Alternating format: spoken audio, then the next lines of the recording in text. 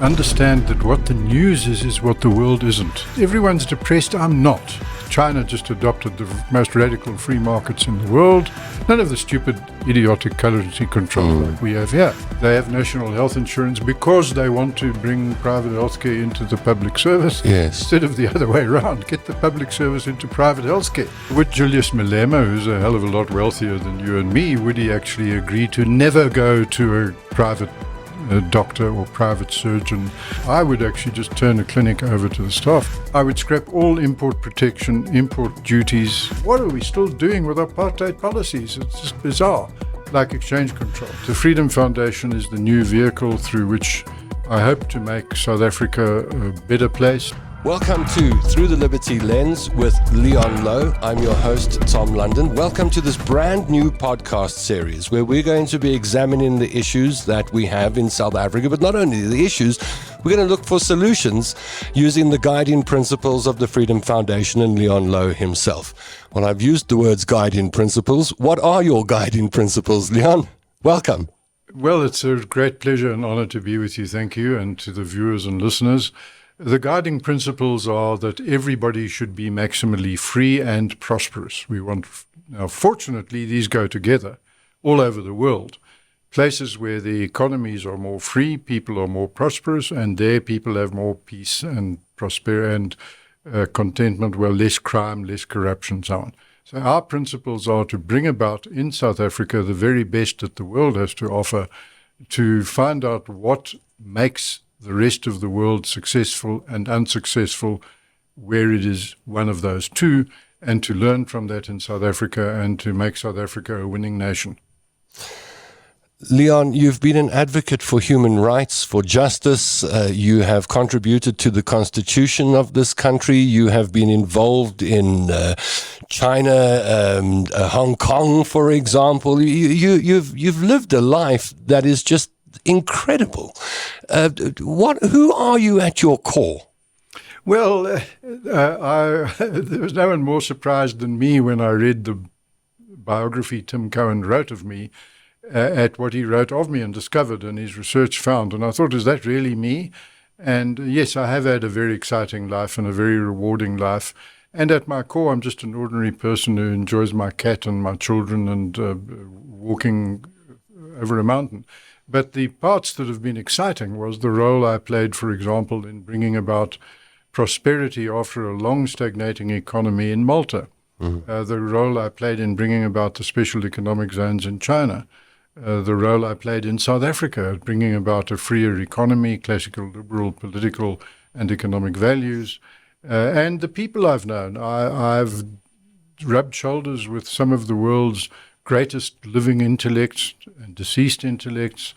I've been with some of the top politicians in the world, everyone, Mandela, Bill Clinton, Maggie Thatcher, you name it. The presidents of Russian republics like Yakutia, etc. So I've been very blessed. I've had a wonderful life, and I'm pleased to say I gather from this book I've apparently made more of a contribution than I realized, because I never paused. I just moved on to the next issue. I never looked back. Now I've been forced to do that, and I guess all I can say is I'm thankful for what contributions I made. And you continue to contribute through the Freedom Foundation. That is correct. The Freedom Foundation is the new vehicle through which I hope to make South Africa a better place, the world a better place. I will continue to work for humanity and for South Africans as best I can. And I've learnt a lot, so I should be more effective than even I was in the past. You're an analyst. You have an analytical mind, Leon. The question I've been wanting to ask you for days now is, how do you see the world 2026, March 2026? When you look at the world, what do you see? I see pretty much everybody being completely negative and depressed and distressed. South Africa is a mess. The world's a mess. There are conflicts and wars everywhere, including ones which you don't read much about in the press, like in the Sudan and DRC and Rwanda and so on in Africa and elsewhere in the world, so Ethiopia. But everyone's depressed. I'm not. I'm a bit like... Why? Why aren't you? Well, I see the world like Steven Pinker, for those who don't know him, or Julian Simon, who went before, as looking at the world and thinking, what is going on here? Everything is getting better almost everywhere, almost all the time, for almost everyone in almost every measurable way. So why are we not celebrating the triumph of freedom and prosperity in the world when that's in fact what's happening? Now, there are, of course, terrible and miserable things like Iran and Gaza and Ukraine and other parts of the world, Ethiopia and so on. However, the vast majority of human beings, things are getting better and better and better by every objective measure. Longer life expectancy, higher literacy rates, higher per capita incomes, more square meters of housing, more calories of food, more peace, more police, less crime. By every objective measure, which are readily available internationally and everyone can look up on the internet, things are getting better. So I'm not an optimist so much as just a realist. I observe this fact, and I don't allow myself to get dragged down into the depression which seems to characterize almost everyone else. Do you think the news has got something to do with this? And the reason I mention it is one of my best friends is a news analyst. And every day I have a catch up with her. And she says that the world's gone to hell, Tom. The world's gone to hell. And sometimes I think it's because she's consuming so much news. How much attention do you pay to news headlines? Well, this is a very important issue. Understand that what the news is what the world isn't. That's what makes it news. It is news because it's not normal, what's not happening. So the way to understand what's happening in the world is to look at the news, as your friend should do, and say, this is not the world. That's why it's news. That's what makes it news. So if you think that the news tells you what's going on in the world, you don't understand news at all. Its purpose is to tell you what's not normal, what is abnormal. News is not about dogs biting men. It would be about men biting dogs. That would be news. Yeah. In other words, what's normal is not news. And therefore, and that's the purpose of news. So therefore, it's important, as I do, by all means, look at all the news, mainstream, alternative, etc., and understand that it is being reported because it's abnormal. That's why. That's its purpose. And then you say, goodness me, that is news because the majority of situations are the opposite. In other words, Iran is news because most places are not at war. That's why it's news. I think for me, and I talk for myself, it's easy to consume news headlines. It's easy to digest news.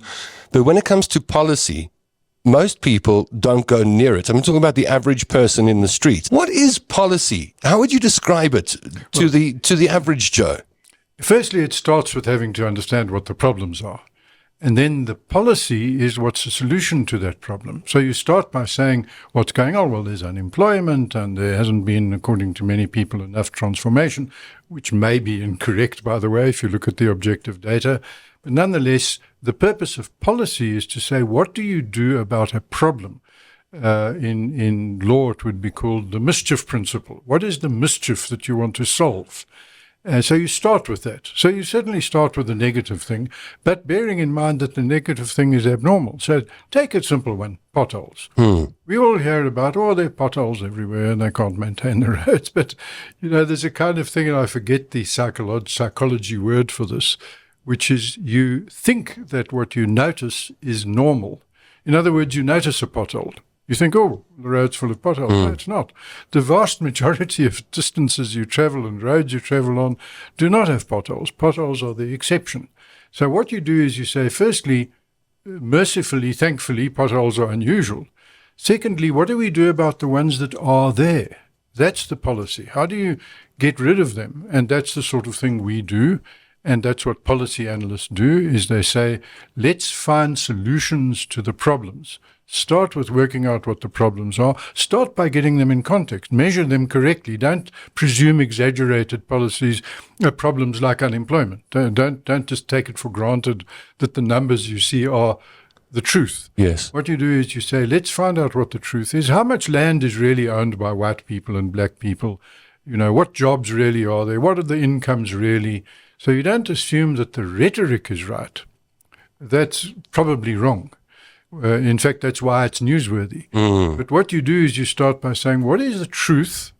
And what, given that truth, are mercifully few things that need to be fixed beside them.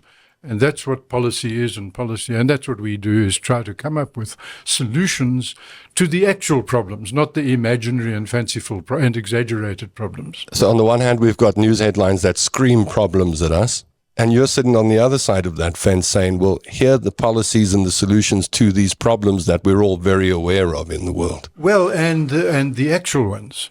So in other words... What's the difference between an imaginary problem and an actual problem? Well, for example, poverty. The assumption that there's an enormous amount of poverty in South Africa. What does that mean? How much is there really? And what are the real incomes of people? The literacy rates have gone through the roof, gone up. The access to healthcare, the access to potable, drinkable, safe water, the access to services generally, the access to motorized transport. Not long ago now, you would see people on donkey carts and bicycles and so on, and now pretty much everyone has been able to use and afford motorized transport. That is a spectacular improvement in the quality of life. And there are more mobile phones and cell phones than there are people, because so many have more than one. And so if you exclude the very elderly and the very young, the people in between, many have two and many have even three. So that's fantastic. All of a sudden, human beings who used to have to be able to write a letter, and most people weren't literate, now they are, so they could theoretically write a letter, but they don't. They send a WhatsApp, and they can have video calls with people anywhere on the planet at virtually free.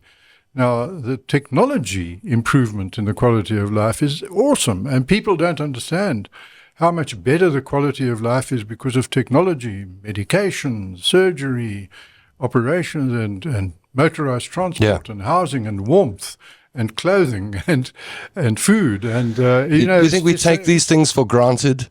Yes, people do. And people talk about poverty, which is where this little bit of the conversation started, because they see some terrible poverty. People living in plastic bags, the recyclers pushing these carts around.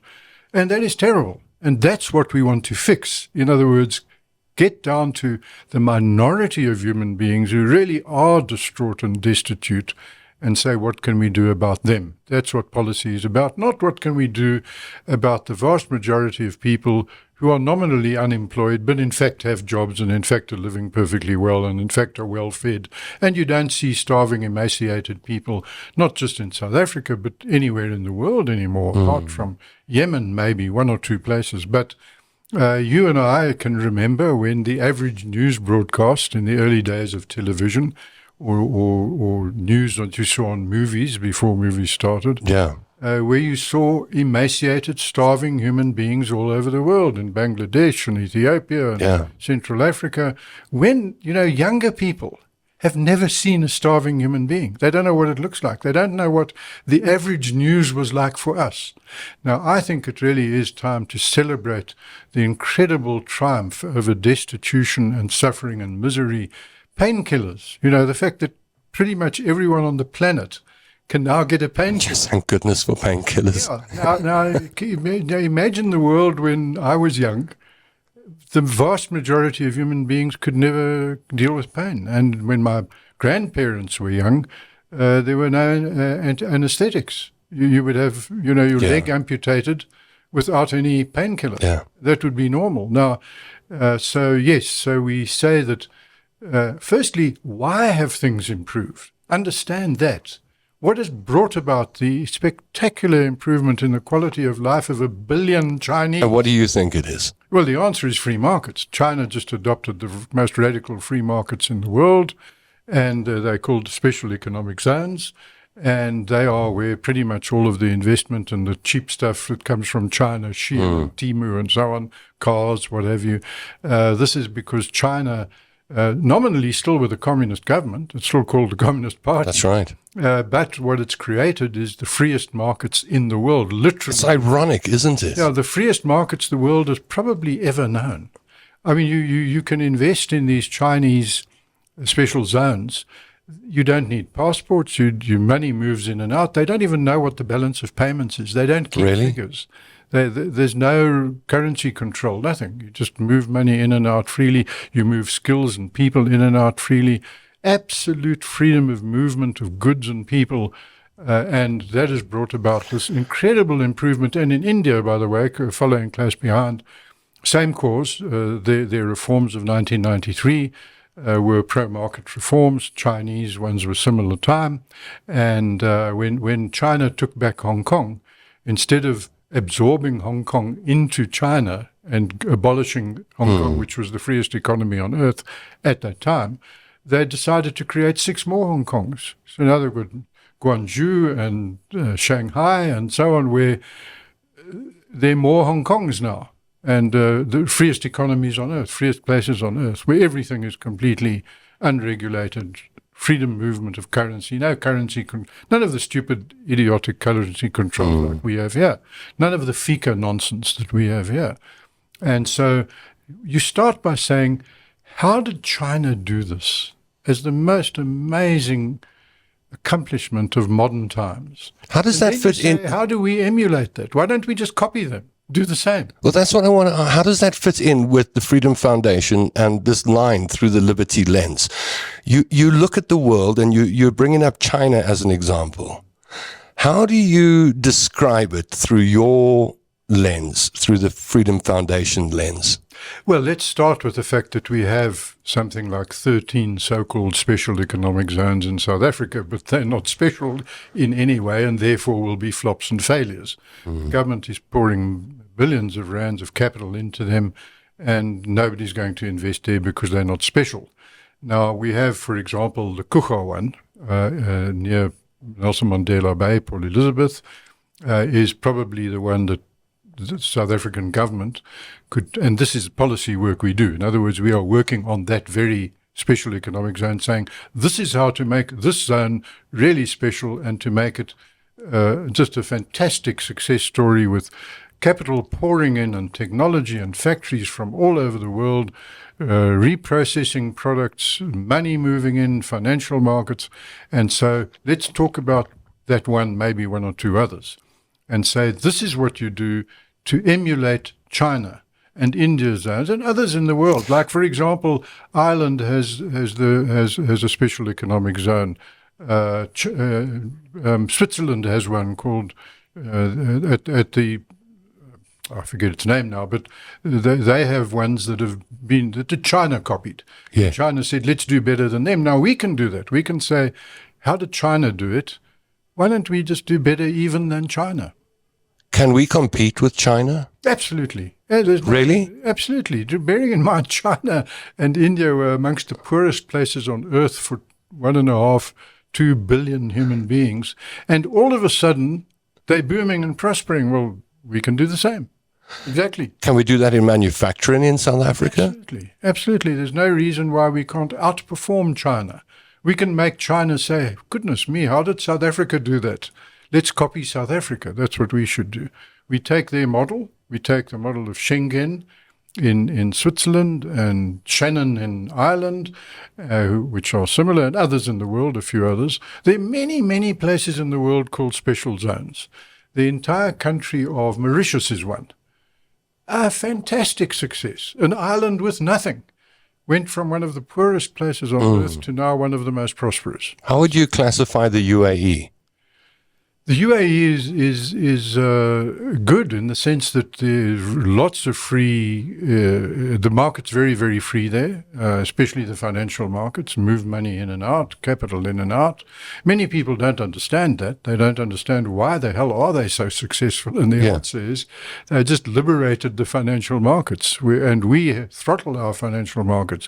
When our Minister of Finance says in the budget, we want to attract investment into South Africa, what he's doing is like a mother with a baby on his lap, and he's got one hand throttling the baby and the other one feeding it with a bottle. So let's promote growth, but let's throttle it by choking the baby. Now, just stop choking the baby. Just start just feeding it.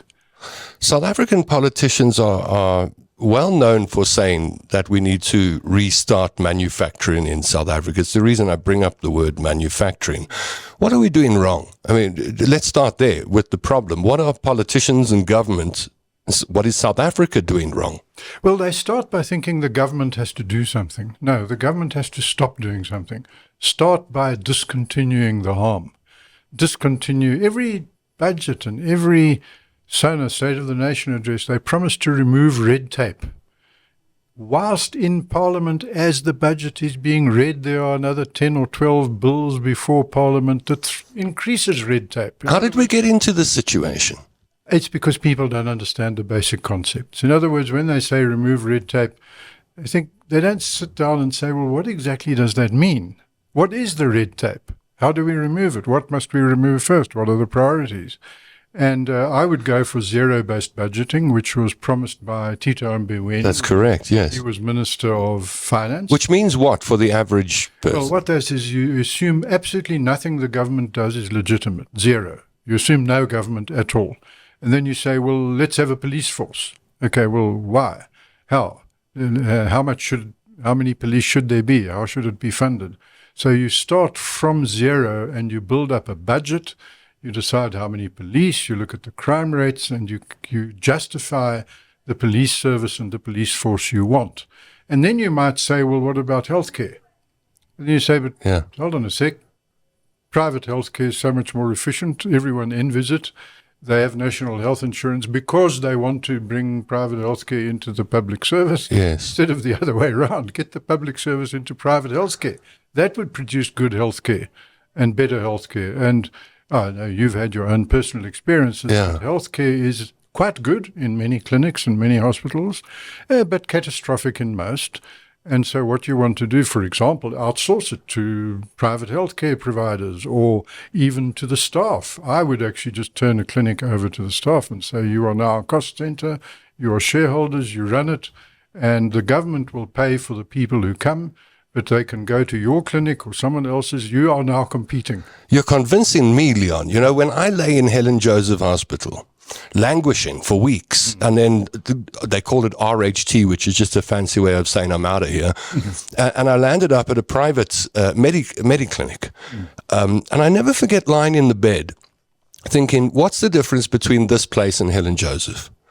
The bed was more comfortable and the food was nicer. But I started thinking about things like CAT scan machines. Well, Helen Joseph's got CAT scan machines. They've got fancy ICU wards. They've got some of the best laboratories in the country. So what holds us back when we've got most of the tools we need to be successful, but we're not? Oh, just bearing in mind incentives. And the way I can explain this is in the days when we had real Christmas cards, I was running late for Christmas, rushed into the CNA, bought some Christmas cards, got to the counter, and there was a pandemonium, long queues, everything. And I said sympathetically to the woman at the till, someday, isn't it? And she said, yes, it's unbelievable. It's the best day we've had this year. And then I went to the post office to post them, and I got to the counter, long queues, long waiting. And I said to the lady at the counter, someday, isn't it? She said, yes, it's the worst day this year. Now, the point is, that cannot change. This is important. In the government sector, a busy day is always, for everyone, a bad day. They want less to do. In the private sector, a busy day is always, for everyone, a good day. So in the private sector, the incentive is you want to be doing more. You want to be serving more people. In the government sector, you want to be serving fewer people. Is it that simple? I mean, if you took a hospital, like, you know, I've mentioned Helen Joseph, I'm singling them out perhaps unfairly, but let's take that hospital.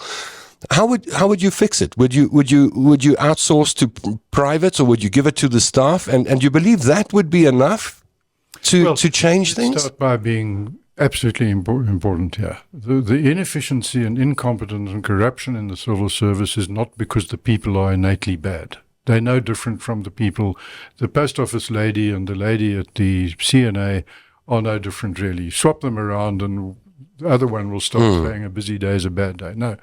There are wonderful doctors at Helen Joseph, as I've experienced myself because I've had my daughter in the psychiatric ward over there. Yes. And there are terrible people. So there's a terrible mix. So the ones who are doing a good job, despite their disincentive, despite being under the worst circumstances with filth and not functioning equipment. And there were even people at Helen Joseph, surgeons, who said the surgical saws they had were so blunt they went and literally bought hacksaws at a hardware store to do their surgery. The doctors out of their own pocket. Now, what you want to do is you want to incentivize them. You want them to feel better off and to be rewarded and motivated to provide better service and better competence, better quality and energy and happier people like you lying in a bed in Joseph. You want, and there are good people, of course, they're great teachers, they're great road workers, they're all sorts of, but the vast majority are victims of being disincentivized by negative incentives which are inherent in government. Government is by its nature a negative incentive, or what economists call perverse incentives. And so what you want to do is you say, how can we get them to be positive? One is to be better off if they are better. If they provide better service, are they going to earn more? Are they going to get promotion? Are they going to be acknowledged? Are they going to be recognized? And in the private sector, that is all done. In other words, the private sector is constantly focused on how do we encourage the shop manager of ShopRite or whatever it is to be more efficient and create a better store. And in the government sector, nobody is saying, how do we get the hospital manager of the Volksrust Hospital to be more efficient? To be more efficient. Efficiency is I love the word efficiency, because for me, when you look at a business or a country that is performing poorly, there's normally a correlation between the poor performance and inefficiency. And are you saying, and is it part of your DNA at the Freedom Foundation, that the less government involvement, the better? And the less government gets their hands on things, the more efficient it can become. Yes, and I think, strangely enough, everyone knows that, including socialists and communists. They all know that if the government were running the supermarkets, Pick and Pay and Woolies and so on, they would be less efficient. Can you imagine if the government was responsible for clothing, if the government was responsible for food, two of the most important things in the world, and then housing? Government builds very nice RDP houses, but what people do immediately is they bring in a builder and they add on a room and they improve create a little garden wall and so on and so forth. So what they do to make it pretty, efficient, beautiful, lovely to live in is use the private sector. Government can't do that. The opposing thought is that we've got problems because government isn't involved enough. You know, I can almost hear the voices on the sidelines saying, no, government needs to be more involved. I think of a politician like Julius Malema, for example, and which way he would swing when it comes to the economy. Very often you hear him and others saying that you need to have more power. You need to have more control over these areas of our lives. Well, with Julius Malema, who's a hell of a lot wealthier than you and me, would he actually agree to never go to a private doctor or private surgeon or get private medical care, always go to the local government hospital? And the answer is no, he wouldn't, because he knows very well that it's less efficient, is less likely to be cured, But let's go back a bit. Back in history, can we remember when SABC was a government broadcasting monopoly, how terrible broadcasting was? There were some nice sort of radio programs here and there, but all of a sudden when it was deregulated and private broadcasting was allowed, government broadcasting became efficient and dynamic and created more stations and community stations and whatever. But now look at the private sector in broadcasting, television and radio. Look at the private sector, for example, in transport. As soon as SA Airways lost its monopoly, it effectively just vanished. Yeah. It crashed. Why? Because it had negative incentives, whereas private airlines had positive incentives. And SA Airways kept using 60 billion rands worth of subsidies which it received in order to drive private airlines out of the market, destroying them one by one. And then it had even bigger losses it had to deal with because it drove them out of the market by running at losses.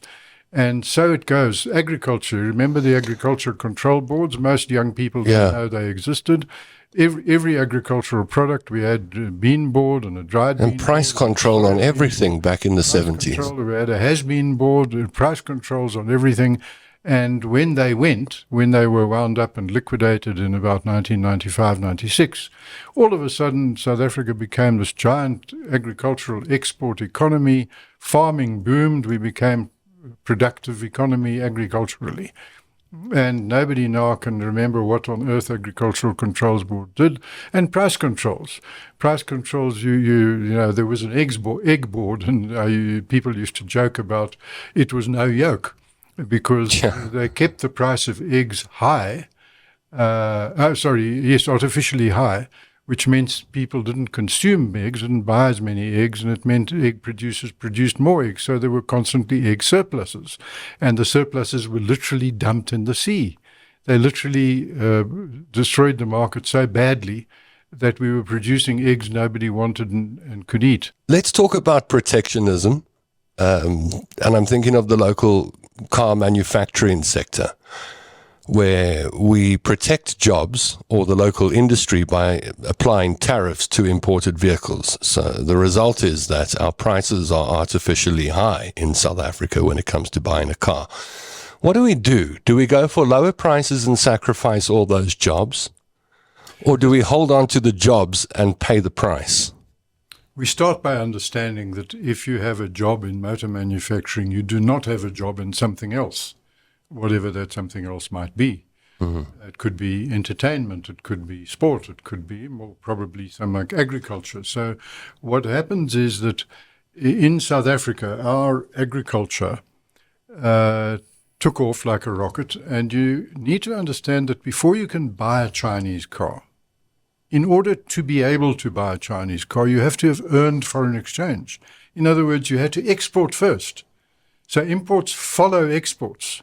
So if you stop an import with protectionism, what you're doing is you're actually stopping an export. You're punishing the exporter for having exported by saying, sorry, when you export, you can't use your money to buy cheap cars. Now, the way to understand this is what happens is a fantastic bioconversion occurs out at sea.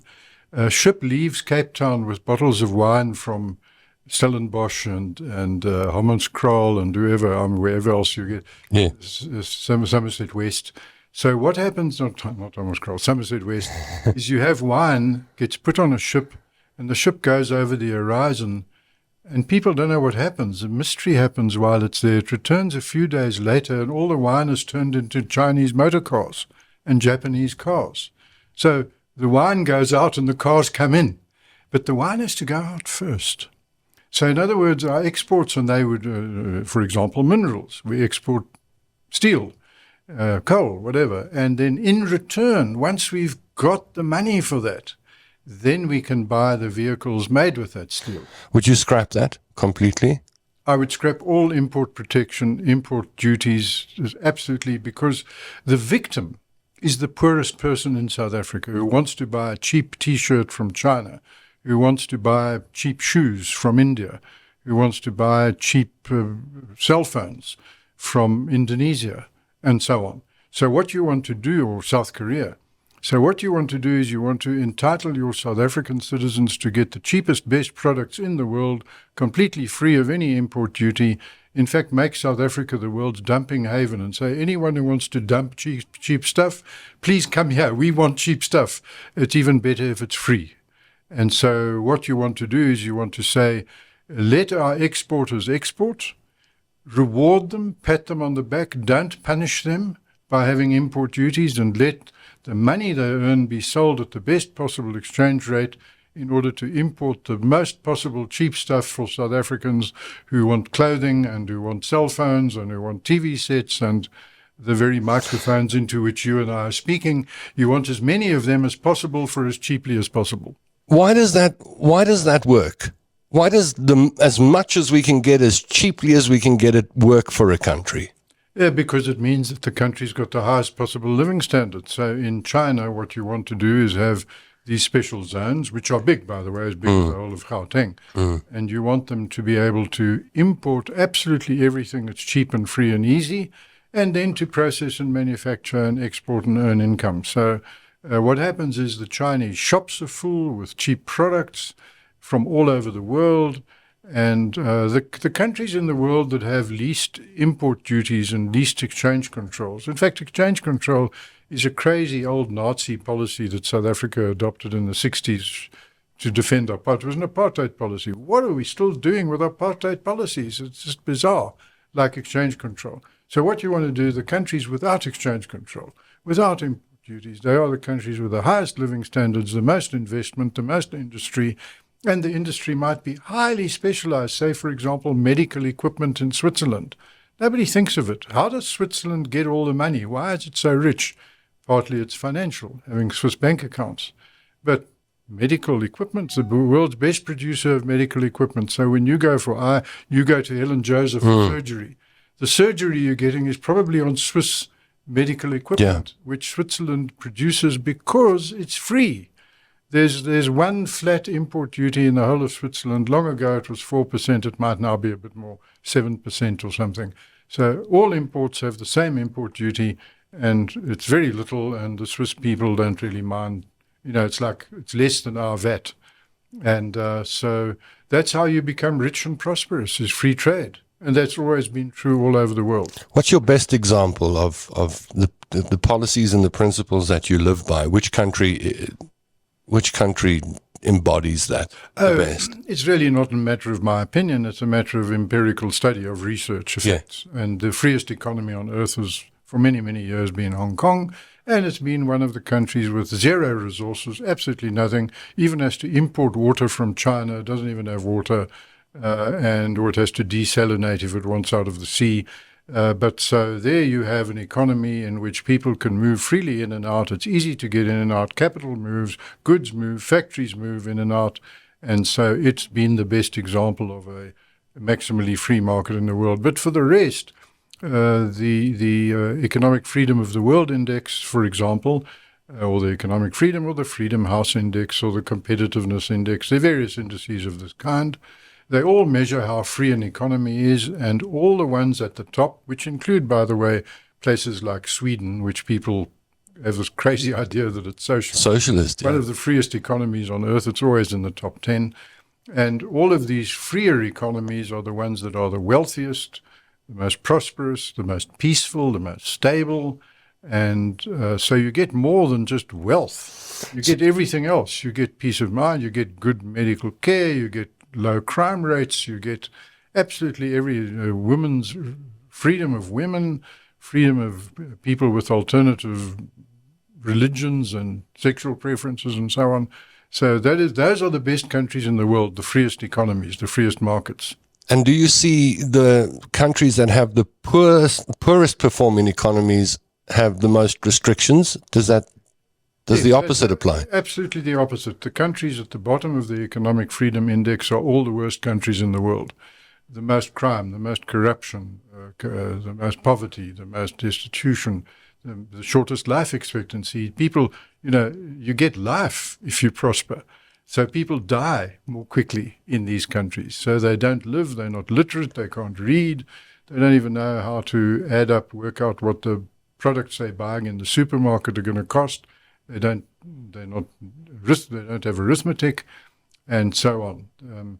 So yes, it's exactly a simple table. The countries with freer economies and democracies, as Freedom House will point out, countries with most human rights and most freedom of economic rights are the rich and prosperous and stable and peaceful and happy ones, and the ones where people live long and happy lives. If this is so glaringly obvious, why aren't we there as a country? Well, just bearing in mind the self-interest of a politician by nature, and it's whoever you vote for, whoever your favorite, you've probably got personal friends who are politicians, their self-interest is to have more power and bigger budgets. That's just another perverse incentive. You want to somehow, for example, say that politicians' salaries will be linked exactly to the growth rate. If the economy grows, their salary grows at the same rate, then all of a sudden, instead of making the economy stagnate, politicians will want to find out how to make it grow, because they will be rewarded for doing so. You want to incentivize them positively. And you want, for example, to be able to say they must themselves go to government hospitals. And but how do we get that right as a country? How do you do that? Oh, firstly, I suppose people must go and vote for the parties that are more likely to do this. My job is to get more people to understand this. So I've got to say, who's the target market? I'm looking at journalists, at academics, at government advisors, policy analysts, people who decide what the budget will be next year, who decide what the import duty will be next year, who decide what the agricultural policy will be next year. So that's what we want to look at and say to them. Firstly, get them to understand, educate them on what makes agriculture better, what makes transport better, what makes housing better, what makes policing better, what reduces crime and corruption. Firstly, get them to understand that. Secondly, get them to want that, because if they succeed, they're better off as a result. They get more power. They get voted for, they get more money, they get more income, they get more fame, they go down in history as the people who, like the Chinese leaders now, Yeah. go down in history as the people who brought about the Chinese economic miracle, so-called. It's not a miracle at all, of course. It's just normal. It's just what happens if you leave people free. But why, if this country has close ties to China and India through BRICS, why can't our leaders see this?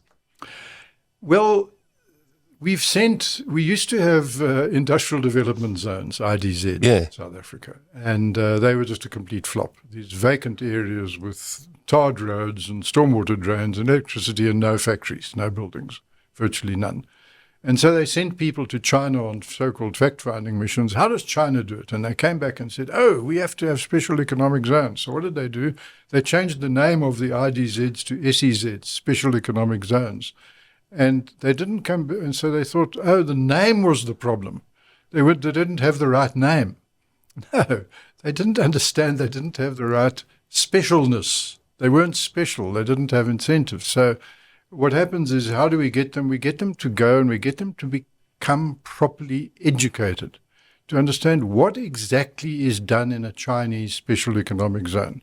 What are the controls over labor? Are there labor market controls? What safety? What building codes? What minimum standards? What import duties? What financial market controls? Come back knowing that all in great detail, and then say, now let's do that in South Africa, and let's go and talk to the Freedom Foundation and Louw to find out how to do even better than that, so we can outperform the Chinese, and that they can, instead of us sending a fact-finding mission to China, we should be getting them to send a fact-finding mission to South Africa. How did South Africa do that? You're obviously impressed with and by China. Oh, very much. But I am by Switzerland and Iceland and Rwanda and Mauritius, and so there are many. Why Rwanda? South Korea. Oh, Rwanda's doing very well. Remember, it had that ghastly genocide. Yes. It was one of the worst places on earth, the most violent, poor, whatever. And then it adopted relatively free markets, it freed the economy, and has done fairly well at getting the internal conflict peacefully resolved. It wants to do better and is trying to do better. Unfortunately, it gets itself involved in conflicts in neighboring countries, which is really a bit silly when you're so small. And you've done so. Rwanda's done very well financially and economically. There was a time when Ghana was doing very well and Uganda was doing well. Certainly Mauritius is an absolute shining star. And even now, interestingly, some close to Botswana. But people don't understand that this small landlocked country next to us had the highest growth rate in the world, averaged over 20 years, and went from something like a quarter of South Africa's GDP per capita to double. It's now twice as wealthy as we are per person. So right next to us is the success story of Botswana. We're going to be dealing with a lot of serious topics in our podcast series, I know. And I think, and I hope that the last half hour or so has given viewers an opportunity to see where you come from as the Freedom Foundation, what your DNA is, what your thinking is. free market policies obviously sits at the core of all of this free enterprise. But I don't want to let you go without discussing one thorny issue before we say goodbye. Agriculture and land. Do the two get confused? The agricultural industry and land ownership in South Africa? Yes, totally. When people talk about expropriation without compensation of land, Malema, etc., what they have in mind, the picture they have in their mind is a successful commercial farm. Yes. So why on earth do you want to take that away? Why, instead of building a monument for the farmers who are producing food and wealth and jobs and success? So what they have, they don't have in mind taking homes around where we are here in Rivonia and Bryanston and in Sea Point and so on. Nobody's thinking about that. But what they do, there is expropriation without compensation every day, all over South Africa by the thousand. Now, you might be, you're looking. I am. Like, what on earth is Leon? Tell us more. The answer is, if you're poor, if you live in a tribal village, or you live in an informal settlement, or you live in a what we used to call locations, Mamelodi or Soweto or somewhere, and they want to build a road or a park or a school or a clinic, what do? They just expropriate houses. No, because the people don't have title deeds, they get no compensation. They make a highway, make a highway up through northern KZN. Are you saying that whilst we debate land expropriation as a possibility, it's happening every day? Daily by the thousand. So thousands of tribal houses and plots and farms and bomas are being expropriated to widen a road or make a clinic or build a school or whatever it might be, and those people are just simply evicted. So who are the victims of expropriation without compensation? It's not rich white commercial farmers, Pochenpoel and Van Staden. It's poor black people. Low-income black people are always the victims. How would you solve that, the quest for land ownership in South Africa? I would say, for starters, every black occupier of land hereby becomes its owner, complete, full and free title, freely tradable, lettable, mortgageable, build backyard rentals as much as you like, and it's all from this moment on lawful and secure. That will mean, at the moment, there are something like 2 million title deeds in the deeds office. If you did that, there would be immediately the deeds office would be twice as big, and black people will be the biggest landowners. They already have the land. They just don't own it. It's dead capital. They're just not allowed. They're not treated as owners because we still have apartheid land policy. Why? I don't know. Why aren't there riots about Verwoerd still governing land in South Africa? Now, what would happen is we should say that then there would be 3-4 times more landowners than white landowners. If we just simply say, as of now, all the blacks are landowners. That's it. Everyone with a piece of land is now. If you're on a property and there's no title deed, it's yours. And now then imagine all the areas that used to be called homelands, all the areas that used to be consolidation land, so-called, outside the homelands, all the townships, all the informal settlements, everything like that.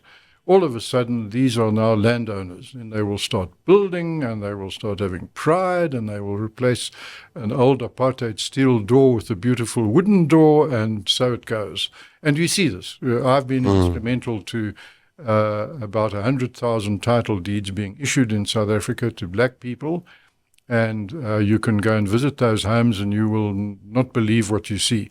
Instead of buying beautiful new shoes or a nice new car, they now buy a nice new bedroom and nice new roof tiles. And So what? Give the power to the people and trust them. Correct. And then, I won't say who, but one of the politicians who I happen to think is actually one of the better ones, Yes. told me when I said, why don't they, under that politician's jurisdiction, convert all of the black-held land to freehold title? That person, and I'm not saying whether they were white, black, male, female. I wish you would, yeah. Said, but if we did that, then they would sell the land and become homeless again, and they would just cash in. Oh, really? And I said, would you say that about white people? No. Do you think, No. are you so untrusting? Is that just a form of racism? Yeah, just go to Bushbuck Ridge or go to Naas, south of Malelane, to see what happens when people... Look at Bushbuck Ridge, look at areas where there are now full freehold titles. Obviously, there's no difference of race. Black people are no different. Yeah. They have pride. They are not stupid. If they want to sell, they first think about what the market value is. They ask their neighbors. They look around. People are, why does a black government not trust black people? How many people don't have title deeds to the property they currently live in? It's probably about 10 million. And these figures are not readily available. The government can't even tell you how many RDP houses there are, how many they themselves have built. They can't tell you. Now we know roughly it's about 4 million or so, and there are probably about 8 to 10 million properties, meaning pieces of land, arable allotments, huts, houses, shacks, shanties, old location houses in Mamelodi and so on. These are probably about 8 to 10 million. In other words, there will be more black landowners than there are white people.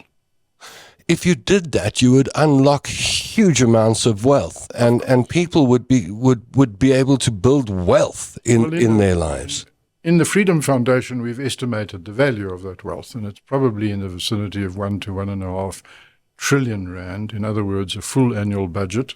So if that land were in the economy, meaning in the hands of the people who own it, then it would be tradable and it would be used for finance and in building materials. You say over 1 trillion rand. So we're looking at like an entire annual budget, or the GDP is about 7 trillion. Yeah. So you're looking at something like 20 or 25% of the entire economy can be added to the economy. That's how much wealthier we would be if these people just had title deeds. About the same amount of money we'd need to run the NHI for a year. But that's another program. That's coming up. If people go to freedomfoundation.coza, what will they find there? They will find a new organization which is dynamic and exciting and streamlined and modern, and building up the kind of website that we will get after a few years, hopefully very quickly. And you will get all of our policies, and you will get opportunities to subscribe to newsletters and download entire books. And if you have a rand to spend, give it to us, and we can promise you it'll be the best rand you've ever spent on making your country a better country. Thank you, Leon. In our next episode, we're going to be talking about your book, Leon Louw, A Legacy of Solutions. We'll be chatting to you and Tim Cohen. I invite you to join us on the next episode of Through the Liberty Lens with Leon Louw. Keep watching the Facebook pages and the YouTube channels and the social media accounts. There's a whole lot more content coming your way. Leon, thanks for your time and can't wait for the next chat. Thank you very much, Tom. It's been a pleasure and a privilege. And to the viewers and the listeners, it's intimidating and an honor to be at their disposal. Until the next time, liberty and prosperity for all.